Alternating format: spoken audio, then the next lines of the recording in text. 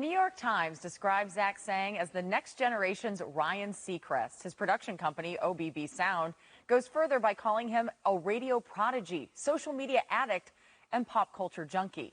When you combine it all together, you get a radio host who makes even the biggest celebrities come down to earth. In this week's Java with Jamie, Sang told me his secret was growing up a little nerdy.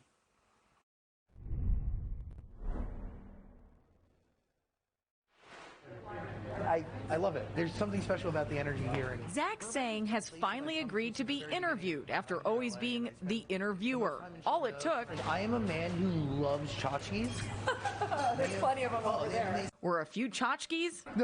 I love candles. And cookies at Olive and Thyme in Burbank. Also, we're getting you one of those. Which one? Big O Oreo cookie. Okay. And the Rice Krispie chocolate chip cookie, obviously. Okay, obviously. We're getting 3 cookies? I mean, yeah. But you have to let me pay, because I just ordered so many cookies. Luckily, they don't take Apple Pay, but the gesture reminds me of Sang's radio show opening. Hello, beautiful human. This is so exciting. A good friend of Sang started the sentiment, and it stuck. When you look at somebody and you think of what makes you beautiful, it's so much more than aesthetic. It's who you are as a person. It's what you believe in, what you stand for, what you bring to any conversation, to any situation that you enter. And Ariana Grande's in the studio. Selena Gomez is here in the studio. Hi, guys.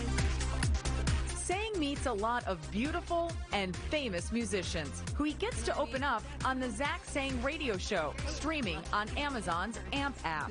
Some have even become close friends, like Ariana Grande. Hardest song to record. Your vocals on this are insane, and I'm going to start going track by track. I don't remember any of it. I was drunk the entire time we made this out. I'm not kidding. Is that how you vocal produce the best?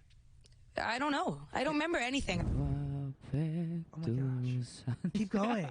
Keep going. He's credited for helping launch K-pop superstar group BTS, and often has Selena Gomez as a guest. How do you remain grounded? How do you look back at your day and soak in the present as opposed to just moving on to the next thing? One of the biggest things I say to my friends is, what now? Yeah.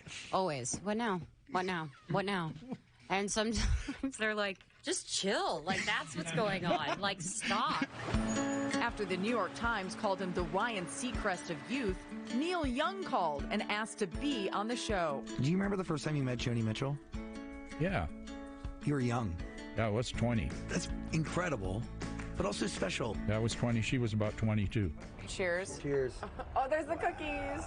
To say Sang has come a long way is an understatement.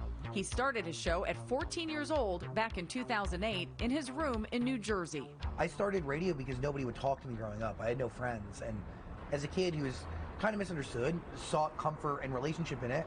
So when I had nobody to turn to at school, radio just became this place that just made sense. As a teenager, he worked as a party DJ and bag boy at the local grocery store. Working at the grocery store really gave me was this deep desire to get to know anybody who crossed the register. Everybody has a story. Everybody has a past, present, and a future. Party DJ gave me the power of music. The grocery store gave me the power of curiosity and the human story. You're also a little naive. Yeah, totally. Oh my God, when you're young, you think you can take on the world. You turn this into a show where millions of people are listening to it. Yeah. But anyone can do that. They really can. I mean that. Opportunity exists. It is out there. You just got to tap into it. If you believe in your heart and in your gut and in your soul that you need to be doing something, that you're being drawn to something, you got to answer that calling, because it may not ever call again. That's why he keeps going. The interviews go onto YouTube, where his shows have been viewed 60 million times and growing. When you watch or listen to her stuff, I want you to feel like you're standing there or sitting there and you're right there next to me. Most of the people in the room are friends. Yeah, we are. That's the point. It's a good energy. Thank you. That's my favorite thing anyone's ever said to me. And that seems to be his superpower, making some of the biggest names in music comfortable. You're doing amazing, sweetie. Exactly. So much so, after a decade of shows, he's now friends with most of them. It was Thank a great you. journey. It was a great journey. Thank you. I love you. Thank you for sharing. Appreciate you. Thank you, Zach. Love you. You're amazing. Thank you. Yeah. Wild Special just getting started. He turns 30 this year, so he's got plenty of career, plenty of airtime left to fill. Yeah, he's going to do so many amazing things still to come, you can tell. And I love the grocery store story, and talk about someone who really makes the best of where they are at the moment, learns from people, learns from the situation. Well, Zach and I had that in common. I was also a grocery Oh, store really? clerk when I was 14, and we talked about how nerdy we were. But grocery stores are usually the central part of your community, and that's where you really get to know people. And I love that he took his passion for talking to people in line at the grocery store and then said, oh, I could do this on the radio. Yeah. And I just love his messaging. You know, hello, beautiful humans. He really, when he shows up, he's so authentic. You can tell he has such a warmth about him that it's no surprise to me that these big names come on and they're able to reveal all these little tidbits of their And life. it shines through in his voice and when you see him on camera, and I'm sure in person.